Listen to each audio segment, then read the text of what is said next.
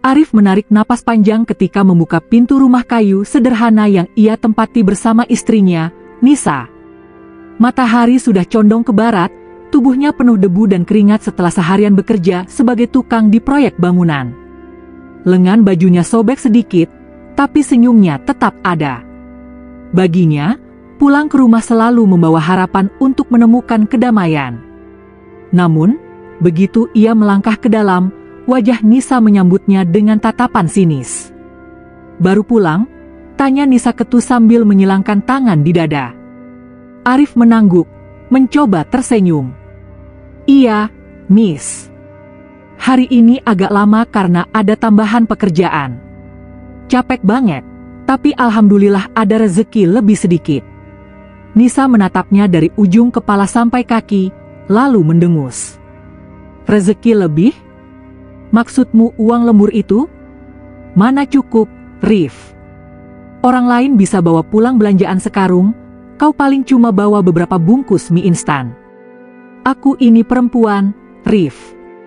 Aku juga pengen sekali-sekali tampil cantik, punya barang bagus, bisa jalan-jalan kayak istri orang lain. Tapi apa yang bisa kau kasih?" Arif terdiam. Hatinya pedih mendengar kata-kata itu, tapi ia tetap berusaha menahan diri. Ia tahu, membalas hanya akan memperpanjang pertengkaran. "Nis, abang sudah berusaha keras," ujarnya lirih. "Aku kerja dari pagi sampai sore, kadang malam. Semua yang aku dapat langsung aku serahkan ke kamu. Kita memang belum bisa seperti orang lain, tapi pelan-pelan kita bisa, kalau kita sama-sama sabar." Nisa memutar bola matanya. "Sabar, sabar, sabar.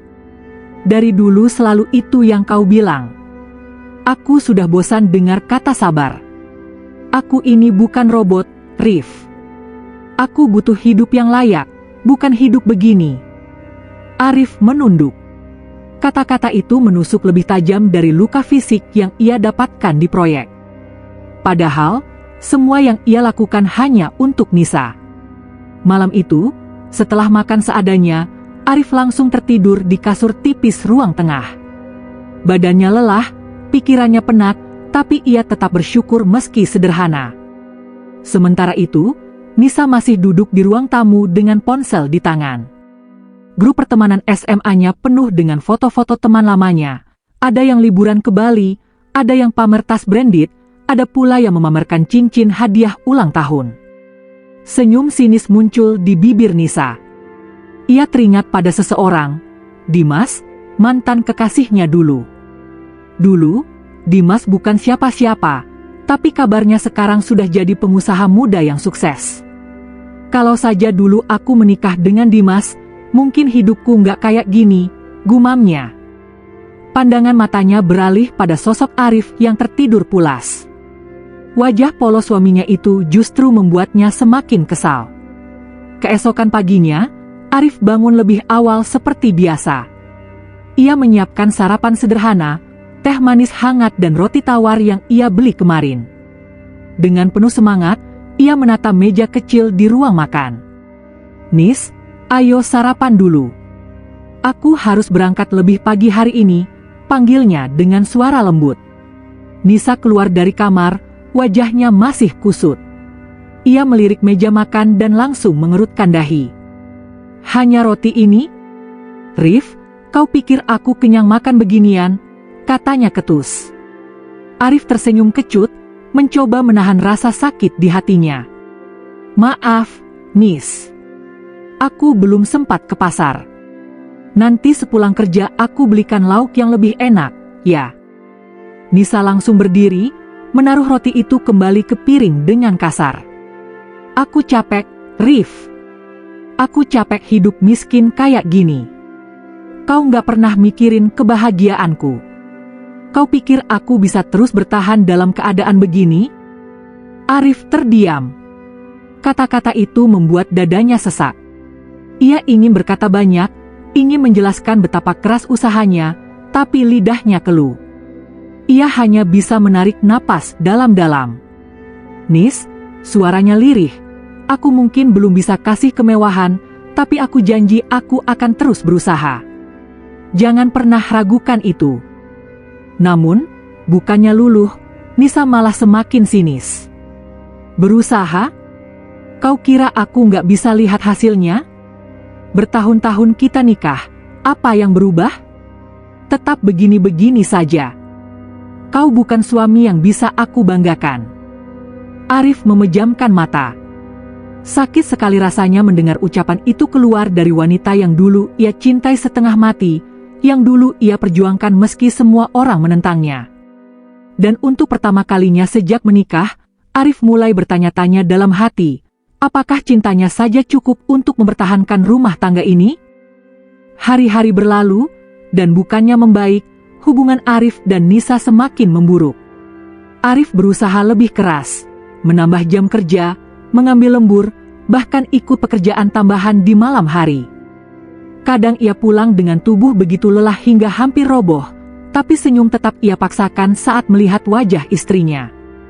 Namun, semua pengorbanannya seolah tidak pernah berarti di mata Nisa. Suatu malam, ketika Arif baru saja sampai di rumah dengan badan penuh lumpur karena hujan di proyek, Nisa sudah duduk menunggu dengan wajah masam. "Rif, aku sudah nggak sanggup lagi hidup kayak gini," katanya tanpa basa-basi. Arif menatapnya dengan bingung. "Maksudmu apa, Nis?" "Aku capek. Capek dengan hidup susah, dengan semua keterbatasan ini. Aku butuh suami yang bisa kasih aku kenyamanan, yang bisa bikin aku bangga. Bukan kayak kau." Arif merasakan dadanya seperti ditusuk. Ia menjatuhkan tas kerja lusuhnya, lalu duduk perlahan. "Nis, aku ini sudah berusaha sekuat tenaga. Apa kau pikir aku nggak ingin bahagiain kamu? Aku ingin sekali beliin kamu baju bagus, ajak kamu jalan-jalan. Tapi untuk sampai ke sana, kita harus berproses. Kenapa kamu nggak bisa sabar?" Nisa berdiri, menatapnya dengan tatapan dingin. "Karena aku sudah bosan sabar. Aku mau cerai, Rif." Kata itu seperti petir menyambar. Arif terdiam, lidahnya keluh. Kata cerai tidak pernah sekalipun ia bayangkan akan keluar dari mulut Nisa. "Jangan main-main, Nis," suaranya bergetar. "Kita sudah berumah tangga bertahun-tahun. Aku mencintaimu dengan sepenuh hati. Kita bisa bicarakan baik-baik. Jangan ambil keputusan terburu-buru." Nisa menggeleng tegas. "Aku sudah memikirkannya matang-matang. Aku nggak bisa lagi hidup denganmu. Aku ingin bahagia, Rif, dan aku tahu aku nggak akan dapat itu darimu." Beberapa minggu kemudian, proses perceraian berlangsung. Arif mencoba menahan, berusaha memperjuangkan rumah tangganya, tapi Nisa tetap pada pendiriannya. Di ruang sidang sederhana itu, Arif berdiri dengan mata merah, sementara Nisa tampak tegar tanpa sedikit pun menoleh ke arahnya. Hakim akhirnya mengetukkan palu, putusan cerai resmi dijatuhkan. Arif merasa dunianya runtuh. Semua pengorbanan, kerja keras, dan cintanya hancur seketika. Ia pulang dengan langkah gontai, menyusuri jalanan yang kini terasa begitu sepi. Malam itu, di kamar kecilnya yang kini hanya ditempati seorang diri, ia menangis. Air mata jatuh membasahi bantal tipis. "Ya Allah, apa aku sudah gagal menjadi suami? Apa aku memang tidak pantas membahagiakan seorang istri?" gumamnya lirih. Sementara itu, Nisa menjalani hari-harinya dengan penuh semangat baru. Tak butuh waktu lama, ia kembali dekat dengan Dimas, mantan kekasihnya semasa SMA.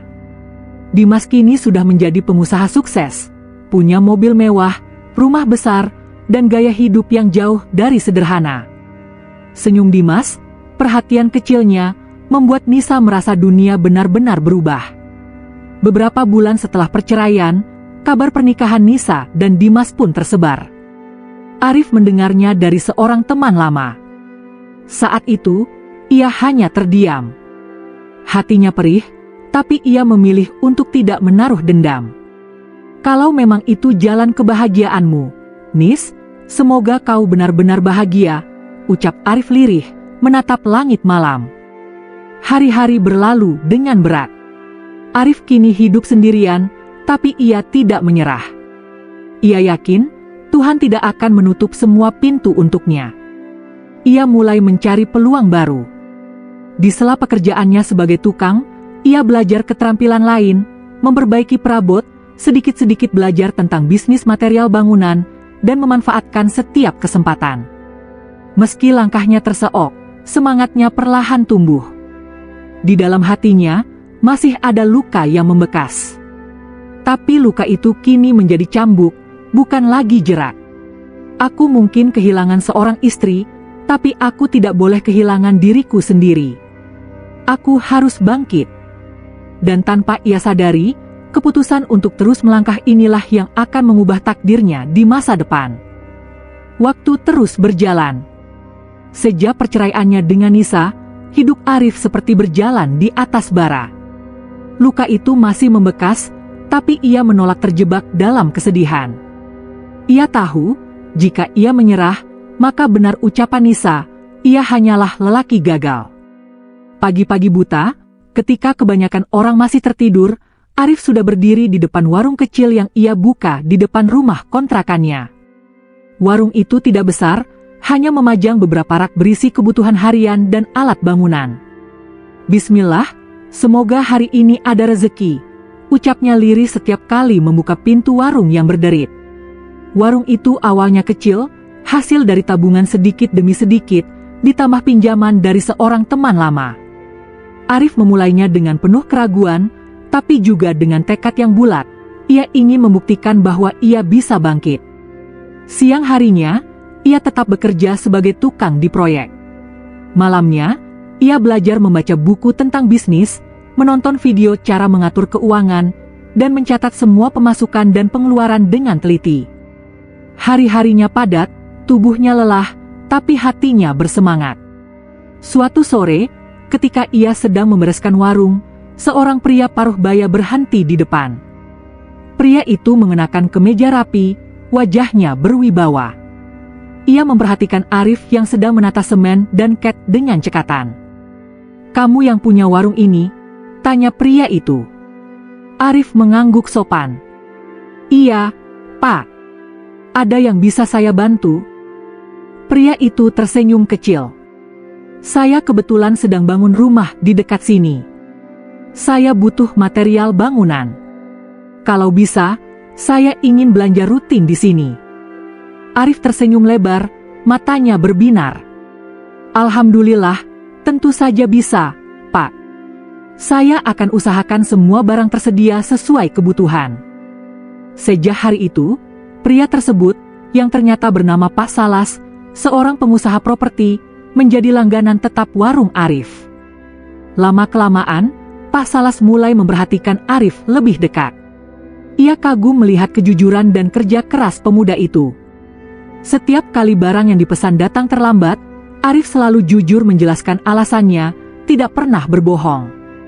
Suatu sore, ketika mereka duduk berbincang di depan warung, Pak Salas berkata, "Arif, kamu ini masih muda, tapi saya lihat kerja kerasmu luar biasa.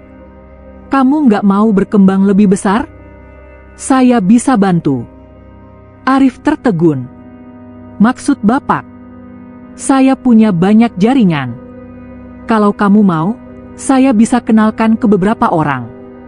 Bisnismu bisa berkembang. Tapi ada satu hal penting, jangan pernah tinggalkan kejujuran yang kamu pegang." Arif menunduk, hatinya bergetar. "Terima kasih, Pak. Saya nggak tahu harus bilang apa. Saya cuma ingin hidup lebih baik, membuktikan bahwa saya bisa." Pak Salas tersenyum hangat. "Saya percaya kamu bisa. Dan Arif, saya punya seorang putri, namanya Hana. Dia sarjana ekonomi, cantik, dan insya Allah soleha. Saya ingin mengenalkanmu padanya." Mata Arif melebar. Ia tak percaya dengan apa yang baru saja didengar. "Pak, apa Bapak nggak salah? Saya ini siapa? Hanya orang biasa, bekas tukang bangunan, warung saya pun kecil. Hana pasti pantas dengan pria jauh lebih baik. Pak Salas menepuk bahu Arif. Jangan merendahkan dirimu. Justru karena saya lihat kamu jujur dan pekerja keras, saya percaya kamu bisa jadi imam yang baik. Kekayaan bisa dicari, tapi integritas itu langka. Arif terdiam. Kata-kata itu menusuk hatinya dalam cara yang berbeda. Bukan luka, tapi cahaya baru. Beberapa hari kemudian, Arif akhirnya dipertemukan dengan Hana di rumah Pak Salas. Hana duduk anggun dengan jilbab sederhana, wajahnya bersinar dengan senyum ramah. Ia menyapa Arif dengan lembut, "Assalamualaikum." "Waalaikumsalam," jawab Arif, suaranya sedikit bergetar. Obrolan mereka berlangsung sederhana. Hana banyak bertanya tentang kehidupan Arif, bagaimana ia membangun warung dari nol, bagaimana ia bertahan setelah kegagalan rumah tangga. Tidak ada tatapan merendahkan dari Hana, hanya rasa kagum yang tulus. "Aku salut dengan Mas Arif," kata Hana. "Nggak semua orang bisa bangkit setelah jatuh sedalam itu. Menurutku, itu menunjukkan Mas Arif punya kekuatan yang luar biasa." Arif terdiam, dadanya terasa hangat. Sudah lama ia tidak mendengar kata-kata yang menghargai dirinya. Hari itu, ia pulang dengan hati berdebar. Untuk pertama kalinya sejak ditinggalkan Nisa, ia merasakan cahaya harapan menyelinap ke dalam hidupnya. Beberapa bulan kemudian, hubungan Arif dan Hana semakin dekat. Dengan restu penuh dari Pak Salas, akhirnya mereka menikah dalam acara sederhana namun penuh keberkahan. Di pelaminan, Arif menatap Hana yang tersenyum anggun di sampingnya. Air matanya hampir jatuh ketika ia mengingat perjalanan panjang yang membawanya ke titik ini. "Ya Allah, terima kasih Engkau gantikan luka dengan kebahagiaan. Terima kasih Engkau tunjukkan bahwa setelah kesulitan pasti ada kemudahan." Sejak menikah dengan Hana, hidup Arif berubah drastis. Warung kecilnya kini berkembang pesat menjadi toko bahan bangunan yang lebih besar berkat dukungan Pak Salas dan ilmu dari Hana yang paham manajemen.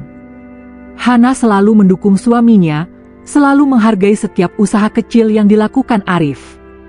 Bagi Hana, kebahagiaan bukan soal seberapa besar harta, tapi bagaimana mereka saling melengkapi dalam suka dan duka. Arif tersenyum setiap kali menatap istrinya. Dalam hati ia selalu berkata, beginilah seharusnya rumah tangga. Saling menghargai, saling mendukung, bukan saling meremehkan. Dan tanpa ia sadari, roda takdir sedang berputar. Hari akan tiba ketika masa lalunya kembali datang, membawa kejutan besar yang akan mengguncang semuanya. Pagi itu, sinar matahari masuk lembut melalui jendela besar rumah Arif yang baru. Bukan lagi kontrakan sempit yang dulu ia tinggali sendirian, tapi rumah 2 lantai sederhana yang nyaman, hasil kerja kerasnya bersama Hana. Di meja makan, Hana menata sarapan, nasi goreng buatan tangannya, telur mata sapi, dan segelas susu hangat. Ia tersenyum ketika melihat Arif turun dari lantai atas dengan kemeja rapi. "Assalamualaikum, Mas," sapa Hana dengan lembut. "Waalaikumsalam, Hana," jawab Arif sambil tersenyum, mencium tangan istrinya. Mereka duduk bersama, menikmati sarapan penuh canda ringan. Sesekali Hana menanyakan rencana Arif hari itu, dan Arif menceritakan apa saja yang perlu ia kerjakan di toko bahan bangunan milik mereka. "Mas, jangan lupa nanti sore ada pertemuan dengan klien dari Surabaya. Aku sudah siapkan data penjualan bulan kemarin. Aku yakin, kalau kita bisa kerjasama dengan mereka, toko kita bisa berkembang lebih pesat," kata Hana penuh semangat. Arif menatap istrinya dengan rasa bangga. "Aku benar-benar bersyukur punya kamu, Hana. Kamu bukan cuma istri yang soleha, tapi juga partner bisnis yang luar biasa. Aku nggak pernah merasa sendiri lagi sejak menikah denganmu." Hana tersenyum malu. "Aku hanya berusaha jadi istri yang mendukung suaminya. Bukankah itu kewajiban?" Arif menggenggam tangan istrinya. "Iya, tapi bagiku, dukunganmu adalah hadiah terbesar dalam hidupku." Hari-hari Arif kini jauh berbeda. Dulu, Ia harus berlari dari satu proyek ke proyek lain dengan pakaian lusuh dan wajah penuh debu. Kini, ia memimpin toko bahan bangunan yang berkembang pesat, bahkan mulai merambah ke usaha distribusi material. Namun, di tengah kesibukan itu, Arif tidak pernah berubah. Ia tetap rendah hati, tetap ramah dengan para pekerjanya, dan selalu ingat bagaimana rasanya berjuang dari nol. Setiap Jumat, ia menyisihkan sebagian keuntungan toko untuk bersedekah. Kadang ia membagikan sembako ke warga sekitar, kadang ia membantu membiayai sekolah anak-anak yatim. "Mas, kamu nggak takut nanti usaha kita berkurang karena terlalu banyak sedekah?" tanya Hana suatu ketika. Arif menggeleng sambil tersenyum. "Rezeki itu bukan karena kita simpan, tapi karena kita bagikan. Aku tahu betul rasanya hidup susah, Hana. Aku nggak mau orang lain merasakannya sendirian." Hana terharu mendengar jawaban itu. Dalam hati ia semakin yakin bahwa pilihannya menikah dengan Arif adalah takdir terindah dari Allah. Sementara itu, kabar tentang kesuksesan Arif mulai terdengar ke berbagai kalangan, bahkan sampai ke telinga Nisa, mantan istrinya. Awalnya, Nisa tidak percaya. Baginya, Arif hanyalah laki miskin yang tak akan pernah bisa bangkit. Namun, berita itu makin sering ia dengar. Arif kini punya toko besar, sering diundang ke acara bisnis, bahkan fotonya pernah muncul di sebuah artikel lokal tentang pengusaha muda inspiratif. Tidak mungkin, gumam Nisa dengan wajah pucat ketika membaca artikel itu. Dimas, suami barunya, hanya melirik sekilas. Kalau memang benar dia berhasil, ya biarkan saja. Jangan terlalu dipikirkan. Namun, di hati kecil Nisa, ada rasa iri yang sulit ia sembunyikan. Ia teringat bagaimana dulu ia meninggalkan Arif dengan alasan tak akan pernah sukses. Di sisi lain, kehidupan Nisa bersama Dimas ternyata tidak seindah yang ia bayangkan. Awalnya memang penuh dengan kemewahan, pesta, liburan, belanja barang-barang mewah. Tapi lama-lama, ia mulai merasakan sesuatu yang hilang. Dimas jarang di rumah, sibuk dengan bisnisnya. Setiap kali ada masalah, Dimas lebih memilih menyelesaikannya dengan uang daripada perhatian. Nisa punya segalanya, kecuali kasih sayang yang tulus. Suatu malam, ketika ia sendirian di kamar besar yang sunyi, ia teringat wajah Arif. Wajah lelah tapi penuh ketulusan, yang dulu selalu sabar meski sering ia caci. "Kenapa dulu aku nggak bisa lihat ketulusannya?" bisiknya lirih, menahan air mata. Sementara itu, Arif semakin menikmati kehidupannya bersama Hana. Mereka saling melengkapi, saling menyemangati, dan selalu menutup hari dengan doa bersama. "Mas," kata Hana suatu malam ketika mereka duduk di teras rumah, "aku punya cita-cita. Aku ingin toko kita bukan cuma besar, tapi juga bisa jadi ladang manfaat untuk orang lain. Bukan hanya cari untung, tapi juga jadi berkah." Arif menatap langit malam, lalu menoleh pada Hana dengan senyum hangat. "Insya Allah, Hana. Dengan doa dan kerja keras, aku yakin kita bisa. Bersamamu, aku merasa semua mungkin." Hana menunduk malu, tapi hatinya berbunga-bunga. Dan tanpa mereka sadari, roda takdir terus berputar. Sebuah acara besar akan mempertemukan mereka dengan masa lalu yang selama ini Arif tinggalkan, dan disitulah kisah ini akan mencapai puncaknya. Hari itu, sebuah acara besar digelar di hotel mewah di pusat kota. Acara bertajuk Seminar Nasional Pengusaha Muda dan Inspirasi Bisnis dihadiri banyak orang penting. Para tamu datang dengan pakaian rapi, suasana penuh wibawa. Arif, kini tampil berkelas dengan jas sederhana namun elegan, hadir sebagai salah satu pembicara undangan. Di sampingnya, Hana berjalan anggun dengan balutan gamis pastel. Senyumnya membuat banyak orang menoleh, kagum dengan aura pasangan itu. "Mas, kamu grogi nggak?" tanya Hana pelan sebelum masuk ke ruang seminar. Arif tersenyum. "Sedikit. Tapi ada kamu di sampingku, aku jadi tenang." Hana menggenggam tangannya erat. Aku selalu ada buatmu. Di ruang utama, tamu-tamu duduk rapi. Panitia menyebutkan nama para pembicara. Saat nama Arif dipanggil, tepuk tangan meriah menggema. Arif melangkah ke podium dengan penuh percaya diri. Ia mulai menceritakan kisahnya, bagaimana ia dulu hanyalah seorang tukang bangunan, bagaimana ia jatuh karena perceraian, lalu bangkit dengan kerja keras hingga kini bisa berdiri di depan banyak orang sebagai pengusaha. Suasana hening, semua orang terpesona dengan kisah nyata itu. Namun, di antara kerumunan tamu, ada sepasang mata yang bergetar hebat, Nisa. Ya, tanpa Arif tahu, Nisa hadir bersama Dimas yang juga diundang sebagai peserta seminar. Wajah Nisa memucat, matanya tak lepas dari sosok Arif di panggung. Laki-laki yang dulu ia hina, ia rendahkan, kini berdiri penuh wibawa di hadapan banyak orang. Sementara Dimas duduk di sampingnya, terlihat biasa saja, tak terlalu peduli. Air mata mulai menetes di pipi Nisa. Hatinya berteriak, itu seharusnya aku.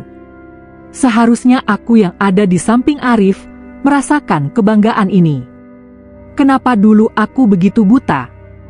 Setelah sesi seminar selesai, para tamu bertegur sapa. Arif, dengan sikap rendah hati, melayani orang-orang yang ingin berjabat tangan dengannya. Hana berdiri setia di samping, menyapa ramah setiap orang. Kebahagiaan jelas terpancar dari raut wajah pasangan itu. Tak lama kemudian, langkah Nisa terhenti di depan mereka. Wajahnya bergetar, bibirnya sulit mengucapkan kata. Arif, suaranya lirih, hampir tak terdengar. Arif menoleh. Sejenak, hatinya bergetar melihat wajah yang dulu begitu akrab. Namun, ia cepat menguasai diri. Ia tersenyum sopan. Assalamualaikum, Nisa. Nisa tercekat. Salam itu terdengar begitu hangat, padahal ia pernah menusuk hati lelaki ini berkali-kali. Waalaikumsalam, jawabnya terbata. Hana yang berdiri di samping langsung menyapa ramah. Oh, jadi ini teman lama Mas Arif? Senang bisa bertemu. Perkenalkan, saya Hana, istrinya. Senyumnya tulus, tanpa sedikit pun rasa angkuh. Nisa hampir tak sanggup berdiri. Keramahan itu justru membuat hatinya semakin hancur. Ya Allah, aku dulu meninggalkan lelaki yang begitu tulus, demi mengejar dunia. Dan lihatlah, sekarang ia jauh lebih mulia, sementara aku hanya bisa menunduk malu. Dimas datang menghampiri, menepuk bahu Arif sekilas. Wah, ternyata kamu yang jadi pembicara. Hebat juga, Rif. Arif tersenyum tenang. Terima kasih, Mas Dimas. Semoga kita semua sama-sama terus maju. Ucapan sederhana itu membuat Nisa makin teriris. Tidak ada dendam di mata Arif, tidak ada kesombongan. Hanya ketulusan dan kebesaran hati. Air mata Nisa jatuh tanpa bisa ditahan. Ia menoleh ke arah Hana, lalu ke arah Arif. Maafkan aku, Rif, bisiknya pelan, meski tak terdengar jelas oleh siapapun. Namun Arif sudah melangkah pergi bersama Hana, meninggalkan Nisa berdiri terpaku dengan penyesalannya.